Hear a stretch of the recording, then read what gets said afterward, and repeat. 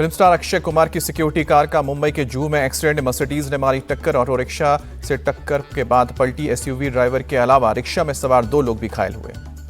बीती रात करीब 9 बजे जूहू के थिंक जिम के पास हुआ यह हादसा। ऑटो रिक्शा बुरी तरह से क्षतिग्रस्त हुआ है। मौके पर पहुंची पुलिस ने कार को हटाया। ऑटो रिक्शा चालक के भाई मोहम्मद समीर ने बताया उसका भाई और सवारी हादसे में घायल हुए हैं। कहा कि बस भाई के इलाज का खर्च और ऑटो का मुआवजा मिल जाए।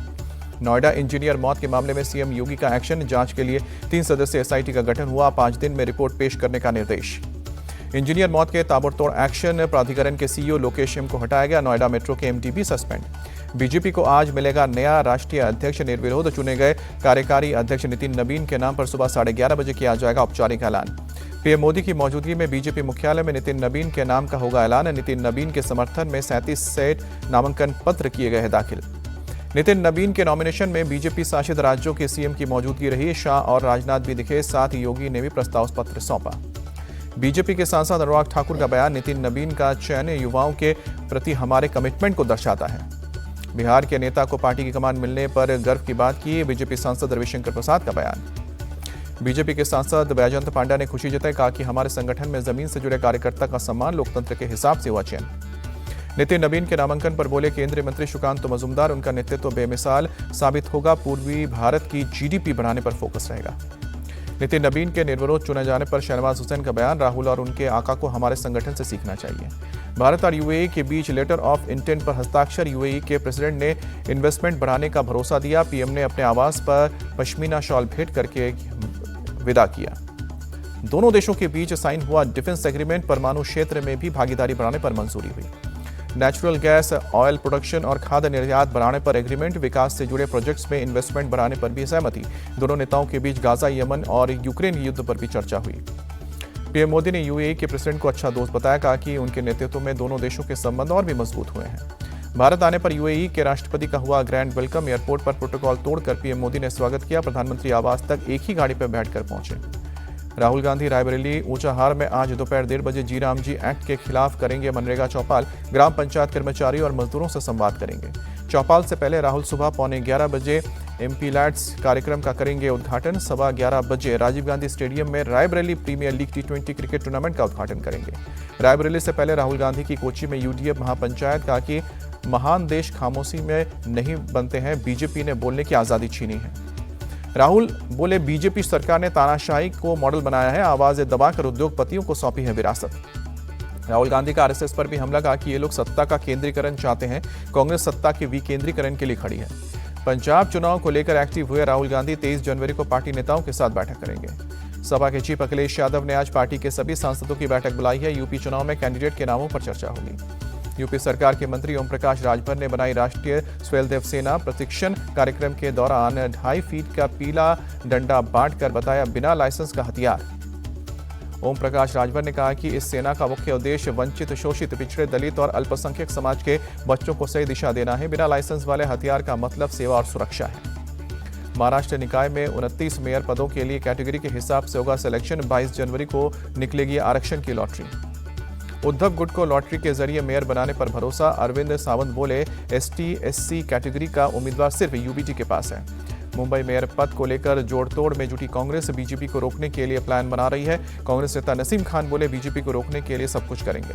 निकाय चुनाव में कांग्रेस के परफॉर्मेंस पर बीजेपी नेता किरीट सोमैया का तंज। कहा कि राहुल के पास एक भी हिंदू पार्षद नहीं। निकाय चुनाव में जीत के बाद बीजेपी विधायक संदीप जोशी का बड़ा ऐलान। 55 साल की उम्र में राजनीति से संन्यास की घोषणा की।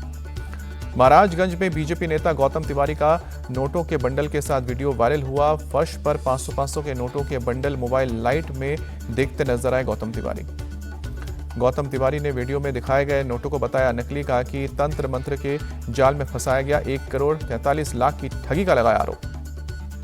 संभल में कब्रिस्तान पर मस्जिद बनाने की कोशिश नाकाम हुई। 7 गांवों वालों पर एफआईआर दर्ज।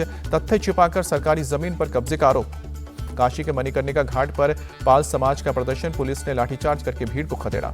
पाल समाज पर लाठीचार्ज से भड़के अखिलेश। पूछा क्या सरकार ने भी कमीशन लेकर एआई को आउटसोर्स नहीं कर दिया।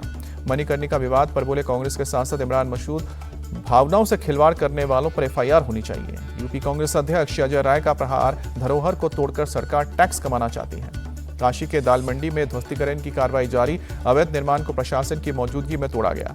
बहराइच में अतिक्रमण के खिलाफ एक्शन, मेडिकल कॉलेज के अंदर बनी अवैध मजार और निर्माण को किया गया ध्वस्त।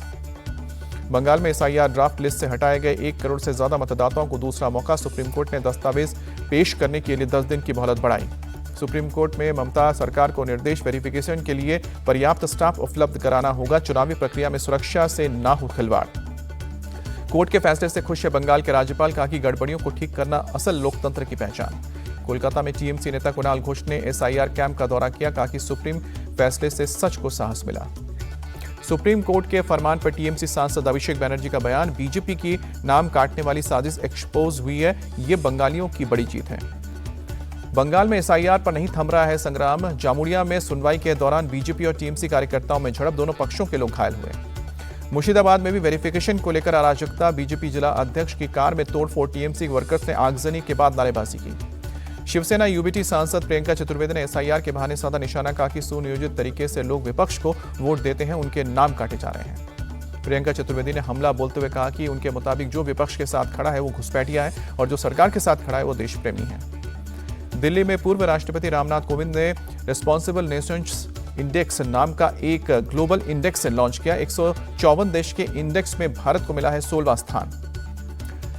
वर्ल्ड इंटेलेक्चुअल फाउंडेशन ने जेएनयू और आईआईएम मुंबई की मदद से 3 साल में तैयार किया है इंडेक्स। नागरिकों, इंटरनेशनल कम्युनिटी और नेचर के प्रति किसी देश की जिम्मेदारी पर है आधारित।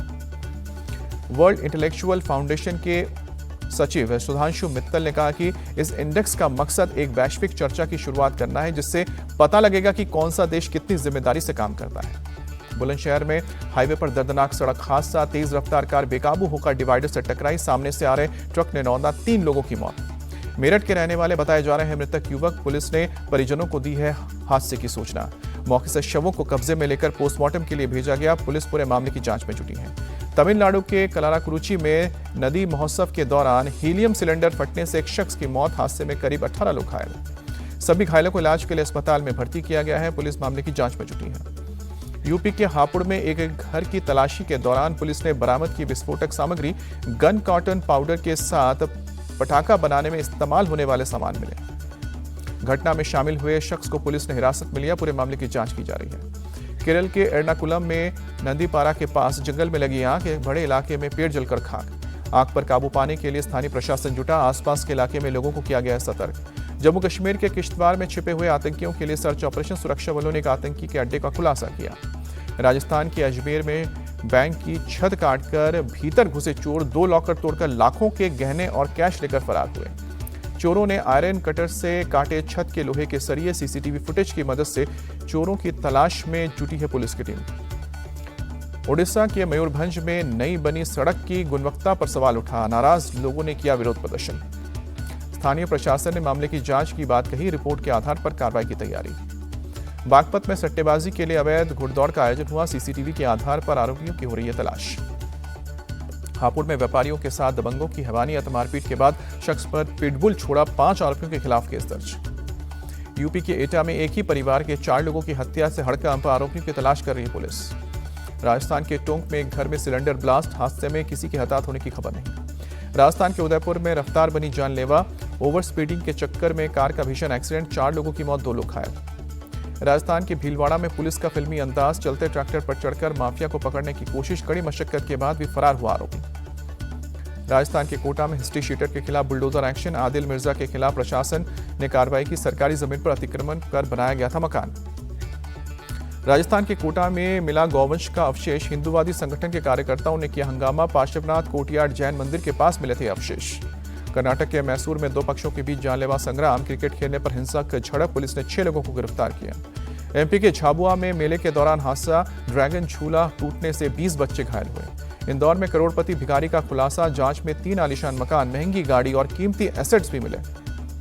ग्रेटर नोएडा में लग्जरी कार के ऊपर बच्चे को लिटाकर स्टंट वीडियो सोशल मीडिया पर वायरल।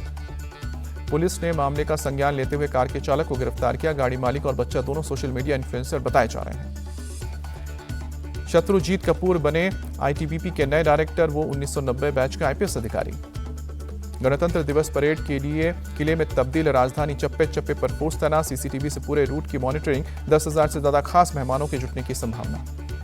गणतंत्र दिवस से पहले चंडीगढ़ में हाई अलर्ट, खतरों से निपटने के लिए सुरक्षा बलों ने मॉक ड्रिल की।